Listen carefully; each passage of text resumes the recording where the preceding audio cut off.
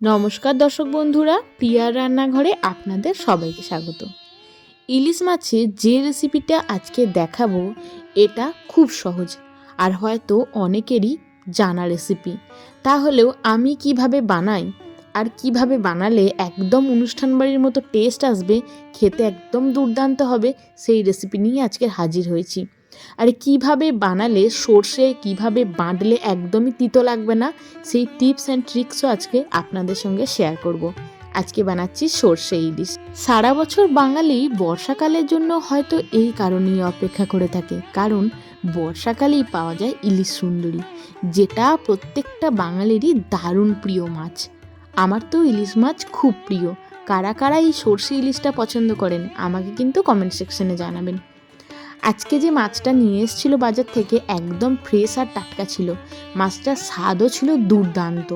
মাছটা যখন প্রথম ধুচ্ছি তখনই বুঝতে পারছিলাম মাছটার মধ্যে এত তেল আর এত রক্ত ছিল, বোঝাই যাচ্ছিল মাছটা একদম দুর্দান্ত স্বাদের হবে।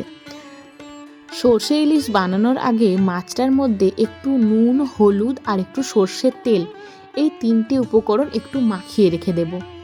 মাছটার মধ্যে নুন, হলুদ, সর্ষের তেল মাখিয়ে মোটামুটি 10 থেকে 15 মিনিট মতো রেখে দেবো। আমি ফ্রিজে রাখছি না, ফ্রিজের বাইরেই রেখে দেবো।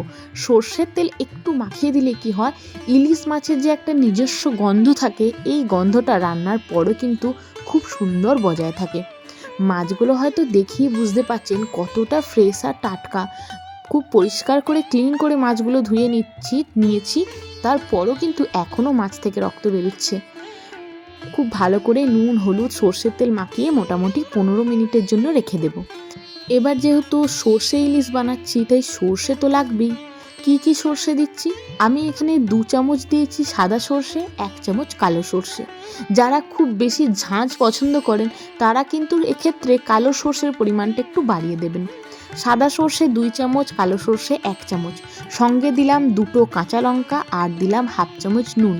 হ্যাঁ, যখনই সর্ষে বাটবেন সর্ষের মধ্যে 1/2 চামচ নুন আর 2টো কাঁচা লঙ্কা দিয়ে বাটবেন, সর্ষে কিন্তু একদমই তিতো লাগবে না। এবার এটাকে কিছুক্ষণ ভিজিয়ে রাখবো, মিনিট 5 মতো, তারপর পেস্ট বানিয়ে নিচ্ছি। একদম ফাইন পেস্ট এখানে বানিয়ে নিয়েছি, আপনাদের দেখিয়ে দিচ্ছি। হ্যাঁ, এই যে খোলাগুলোর কথা বলবেন তো, তারও কিন্তু উপায় আছে। একটা ছাঁকনির মধ্যে জল মিশিয়ে এই সর্ষের খোলাগুলো কিন্তু ছেঁকে নেব।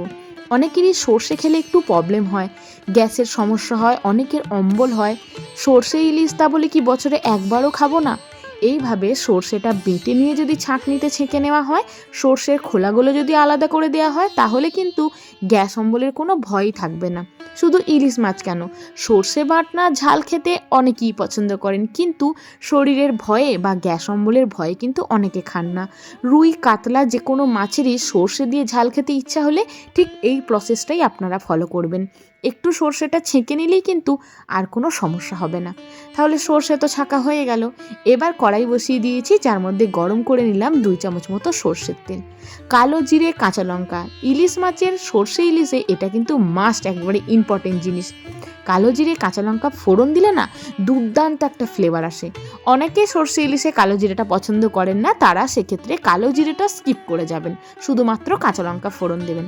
আর হলুদটা গ্যাসের ফ্লেমটা কমিয়ে অল্প 1/2 চামচ হলুদ গুঁড়ো, 1/2 চামচ কাশ্মীরি লঙ্কার গুঁড়োটা এখনই দেবেন।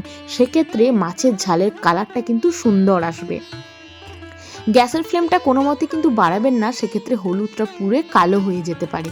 গ্যাসের ফ্লেমটা লোয়ে রেখে 1/2 চামচ হলুদ গুঁড়ো, 1/2 চামচ কাশ্মীরি লঙ্কার গুঁড়ো দিয়েছি। তারপর ছেঁকে রাখা সর্ষের পেস্ট দিয়ে দিলাম, সঙ্গে দিয়ে দিলাম 1 বাটি জল। যেহেতু যেদিন সর্ষে ইলিশ বানাবো সেদিন তো আর কোনো মেনু প্রয়োজনই হবে না, সর্ষে ইলিশের গ্রেভিটা দিয়ে দুপুরের ভাতটা একদম জমে যাবে। আমার একটু গ্রেভি ভালো লাগে।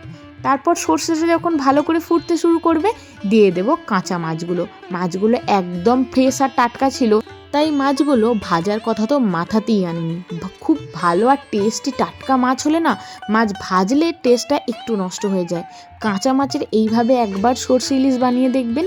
মাছটা যদি ফ্রেশ হয়, এইভাবে কাঁচা মাছটাই গ্রেভির মধ্যে দিয়ে দেবেন, কিছুক্ষণ ফুটিয়ে নেবেন, তাহলে সর্ষে ইলিশ রেডি হয়ে যাবে। কারণ ইলিশ মাছ সেদ্ধ হতে বেশিক্ষণ টাইম লাগে না।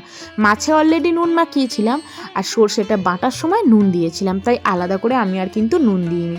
মোটামুটি 10 মিনিট মতো ফুটিয়ে নিয়েছি, সর্ষে ইলিশ একদম রেডি হয়ে গেছে। এত দুর্দান্ত স্বাদের হয়েছিল না, সেদিন দুপুরে আর কিছু লাগিয়েই নেই, শুধুমাত্র ইলিশ মাছের ঝাল দিয়ে এক থালা ভাত খাওয়া হয়ে গেছে। নামানোর শেষে অবশ্যই কাঁচা সর্ষের তেল তো ছড়াতেই হবে। ইলিশ মাছের সঙ্গে খাঁটি সর্ষের তেলের একটা অদ্ভুত সম্পর্ক আছে। ব্যাস, সর্ষে ইলিশ রেডি টু সার্ভ। রেসিপিটা আপনাদের কেমন লাগলো? একদম সহজ আর সাধারণভাবে রেসিপিটা দেখানোর চেষ্টা করেছি, অথচ স্বাদে কিন্তু কোনো অংশে কম নয়। মাছগুলো একটুও ভাঙেনি, একদম গোটা গোটা আছে। যেইভাবে বানালাম এই ট্রিক্স ফলো করে একবার বাড়িতে বানিয়ে দেখবেন, আশা করছি আপনারা ঠকবেন না। রেসিপি যদি ভালো লাগে লাইক করবেন, ফ্রেন্ডস ফ্যামিলির সঙ্গে অবশ্যই শেয়ার করবেন। যেসব বন্ধুরা আমার চ্যানেলে এখনও নতুন, প্লিজ বন্ধুরা চ্যানেলটা সাবস্ক্রাইব করে দিয়ে আমার পাশে থাকবেন। Thank you.